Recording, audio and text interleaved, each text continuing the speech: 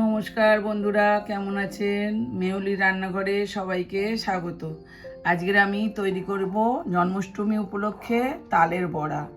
তাল ছেড়ে নিয়েছি একটা, আমি এক বাটি নারকেল কোড়া, হাফ মালা নারকেল কোড়া, ছোটো বাটির এক বাটি ময়দা, চিনি, এক বাটি চালের গুঁড়ো, হাফ কাপ সুজি আর নুন।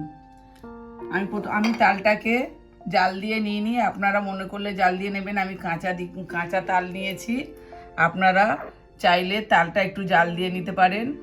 আমি ময়দাটা এতে দিয়ে দেব, চালের গুঁড়ো, সুজি, নারকেল কোড়া, একটু সামান্য নুন দেব আর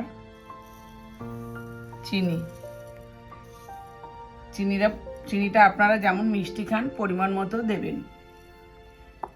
দিয়ে এটাকে আমি ভালো করে মেখে নেব এইভাবে।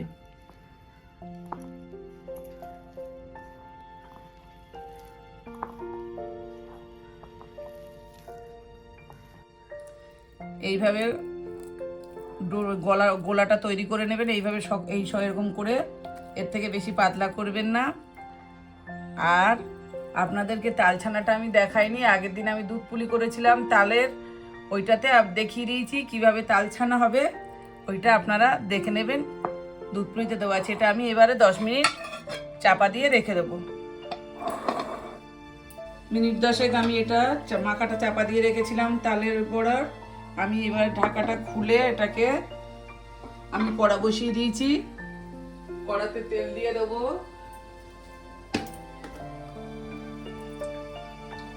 তেলটা একটু বেশি করেই দিতে হবে, যেহেতু এটা ডুবো তেলে ভাজা হবে।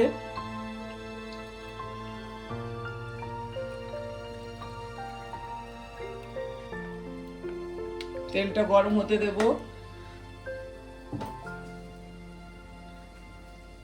তেলটা আমার গরম হয়ে যাক।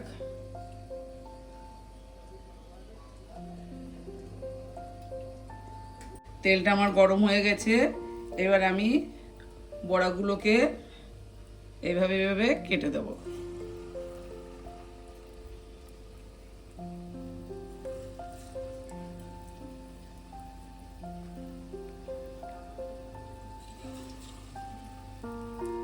এইভাবে সবগুলো দিয়ে দেব।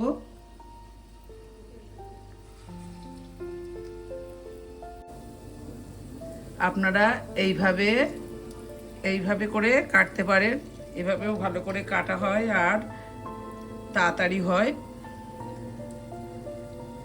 আমার দেওয়া হয়ে গেছে সব। এবার আমি এগুলোকে হতে দেব। এক পিঠ হয়ে গেলে তারপরে আমি উল্টে দেব। এক পিঠ হয়ে গেছে। এবার আমি বড়াগুলোকে উল্টে দেব।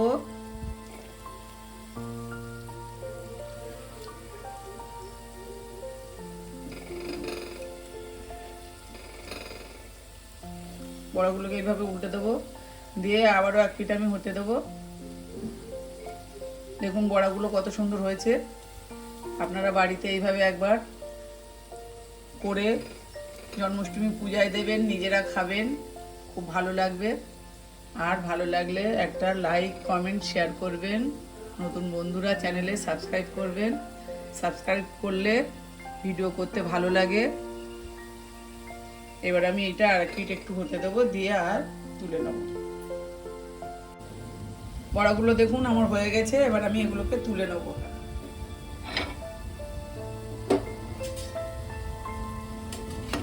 এইভাবে আপনারা বাড়িতে করে খাবেন।